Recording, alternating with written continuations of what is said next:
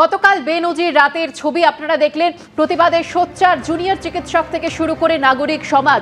গতকাল একদিকে দ্রুত বিচার চেয়ে স্বাস্থ্য ভবন থেকে সিজিও কমপ্লেক্স পর্যন্ত মিছিল করেন তারা, এবং এর আগেই জুনিয়র চিকিৎসকেরা তারা ঘোষণা করেছিলেন তাদের লড়াই চলবে, কিন্তু যে দীর্ঘ কর্মবিরতি তারা চালাচ্ছিলেন সেই কর্মবিরতি তারা প্রত্যাহার করবে।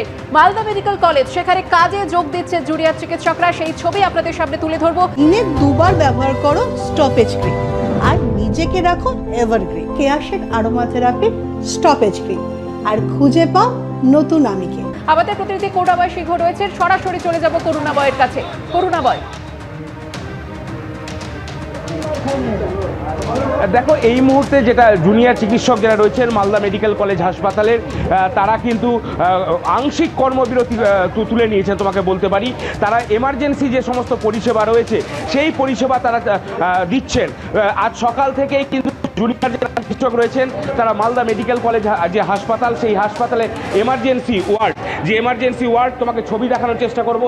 এখানে কিন্তু যেমন সিনিয়র চিকিৎসকরাও রয়েছেন, পাশাপাশি জুনিয়র চিকিৎসক তারাও কিন্তু এখানে রয়েছেন এবং চিকিৎসা পরিষেবা দিচ্ছেন।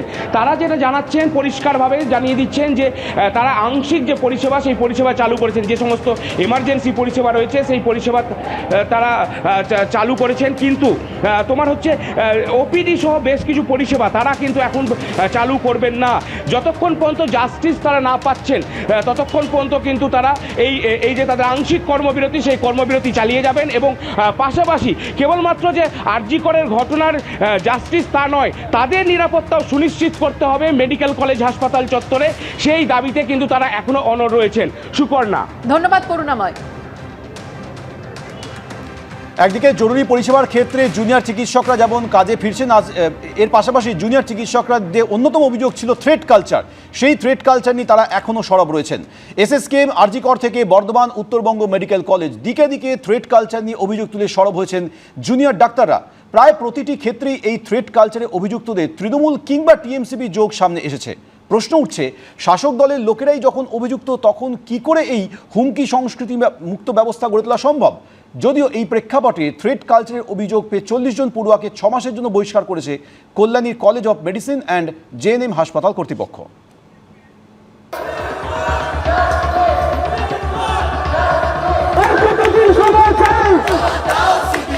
আরজি কর মেডিকেলে ধর্ষণ খুনের বিচারের দাবির পাশাপাশি জুনিয়র ডাক্তারদের আন্দোলনের যে বিষয়টি সবথেকে জোরালোভাবে উঠে এসেছে তা হলো থ্রেট কালচার।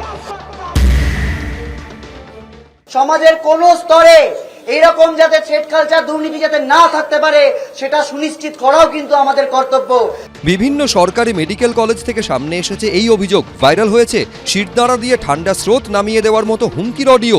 মাথা রাখিস, ঠিকঠাক না থাকলে তো রেজিস্ট্রেশনটা আটকে দেবো, এরকম আমার গ্যারান্টি নিস, ঠিক আছে? 1 বছর কোর্টে করবি, চাস এসব আমি যাস না কোনটা? আর আমার নামে যদি কমপ্লেন করতে হয় নামটা লিখে নে, ডক্টর। আবারও বললাম তোকে আমি, ঠিক আছে? তাৎপর্যপূর্ণ বিষয় হলো এই থ্রেট কালচারের অভিযোগের সঙ্গে যে নামগুলো জড়িয়ে গেছে তাদের অনেকের ক্ষেত্রে একটা বিষয় কমন, প্রত্যেকেই কোনো না কোনোভাবে তৃণমূল বা তাদের ছাত্র সংগঠন টিএমসিপির সঙ্গে জড়িত। থ্রেট কালচারের অভিযোগে প্রথম যে দুটো নাম উঠে আসে তারা হলো বর্ধমান মেডিকেল কলেজের প্রাক্তন চিকিৎসক বিরূপাক্ষ বিশ্বাস এবং এসএসকেএম এর পোস্ট গ্র্যাজুয়েট ট্রেনি অভিক দে, দুজনই তৃণমূল ছাত্র পরিষদের নেতা। যদিও আরজি কর কাণ্ডের পর অভিক দেকে সাসপেন্ড করে তৃণমূল ছাত্র পরিষদ। এছাড়া বিভিন্ন মেডিকেল কলেজে যাদের বিরুদ্ধে হুমকি সংস্কৃতি চালানোর অভিযোগ উঠেছে তাদের অনেকের সঙ্গেই তৃণমূলের ছাত্র সংগঠনের যোগ রয়েছে, যেমন আরজি কর মেডিকেল কলেজের হাউস স্টাফ আশিস পান্ডে, টিএমসিপি নেতা। বৃহস্পতিবার এই আশিস পান্ডেকে ডেকে পাঠিয়ে জিজ্ঞাসাবাদ করে সিবিআই। এর মধ্যে আবার একটি ছবি ভাইরাল হয়েছে যেখানে তরুণী চিকিৎসকের মৃতদেহ উদ্ধারের দিন সেমিনার রুমের বাইরে প্রাক্তন অধ্যক্ষ সন্দীপ ঘোষ, প্রাক্তন উপাধ্যক্ষ সঞ্জয় বশিষ্ঠের পাশে দাঁড়িয়ে থাকতে দেখা যাচ্ছে আশিস পান্ডেকে।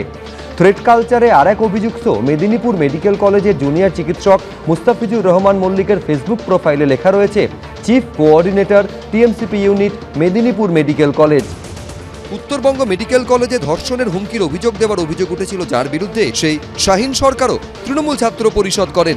যতদিন ধরে সন্দীপ ঘোষ আরজি কর মেডিকেল কলেজের অধ্যক্ষ পদে আসীন ছিলেন ততদিন এই যে সন্দীপ ঘোষ ঘনিষ্ঠ ছাত্র যেমন আশিস পান্ডে টিএমসিপি ইউনিটের নাম করে ভয় দেখিয়ে বিভিন্ন ছাত্রছাত্রীদের বিভিন্ন পরীক্ষায় বারবার ফেল করিয়েছে, এবং এই ফেল করানোগুলো এতটাই সুপরিকল্পিতভাবে করা হতো যে তাদের প্র্যাকটিক্যাল পরীক্ষায় ফেল করানো হতো, যাতে তারা রিভিউ না দিতে পারে।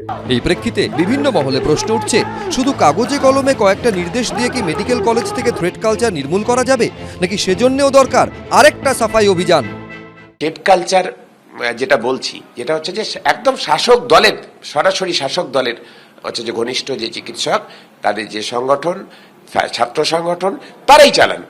এটা একদম মানে ওপেন সিক্রেট। এই যে অভিজ্ঞ থ্রেট কালচারের হচ্ছে যে পান্ডা বিরূপাক্ষ বিশ্বাস, তো সবাই জানে কোন শাসকের দলের কোন নেতার ঘনিষ্ঠ, কোন বিধায়কের ঘনিষ্ঠ, কোন সাংসদের ঘনিষ্ঠ, সবাই জানেন। থ্রেট কালচার নিয়ে যদি সরকার সত্যিই কোনো সদর্থক পদক্ষেপ না নেয়, আমরা কিন্তু আমাদের আন্দোলনকে আরও তীব্র থেকে তীব্রতর করব। ভুলে গেলে চলবে না 9 তারিখের যে ঘটনা ঘটে গিয়েছিল, তার পেছনে কিন্তু এই থ্রেট কালচার একটা বিশাল বড় ভূমিকা পালন করেছে। যদি কেউ এই থ্রেট কালচারের সঙ্গে থাকে, শাস্তিমূলক ব্যবস্থা নেওয়া যদি হয় নিশ্চিতভাবে হোক, কিন্তু এই তালে কারোর বিরুদ্ধে হয়তো কোনো নির্দিষ্ট তথ্য প্রমাণও নেই, অমুক তৃণমূল করে থ্রেট কালচার বলে বন্ধনী যুক্ত করে দিলে ভালো রকম সর্বনাশ করা যাবে, বিচ্ছিন্ন করা যাবে, এইটা আবার যাতে না হয়। আরজিকর কাণ্ডের আবহে সম্প্রতি থ্রেট কালচারের বিরুদ্ধে আন্দোলনে নেমেছিলেন কল্যাণীর college of medicine and JNM হাসপাতালের পড়ুয়ারা। তার জেরে এবার কড়া পদক্ষেপ করল কর্তৃপক্ষ। থ্রেট কালচার চালানোর অভিযোগে 6 মাসের জন্য বহিষ্কার করা হলো 40 জন পড়ুয়াকে। বহিষ্কৃতরা ন্যূনতম 6 মাস কলেজের ক্যাম্পাস, হস্টেল এবং হাসপাতালে ঢুকতে পারবেন না। যাদের নামে কমপ্লেইন জমা পড়েছে তাদেরকে সাময়িককালের জন্য এখান থেকে সাসপেন্ড করা হয়েছে। হোস্টেল, হসপিটাল এবং কলেজ থেকে ওদেরকে সাসপেন্ড করা হয়েছে। তো এবার পরীক্ষা দিতে পারবে, কিন্তু অন্যান্য কোনো কাজে ওরা আসতে পারবে না। বৃহস্পতিবারের বৈঠকে স্টুডেন্টস ওয়েলফেয়ার কমিটি ভেঙে দেওয়ার সিদ্ধান্ত নিয়েছে কর্তৃপক্ষ। পদ থেকে সরিয়ে দেওয়া হয়েছে সমস্ত ক্লাস রিপ্রেজেন্টেটিভদের। ঝিলম করঞ্জাই, ব্রতদীপ ভট্টাচার্য, সুজিত মণ্ডল, এবিপি আনন্দ।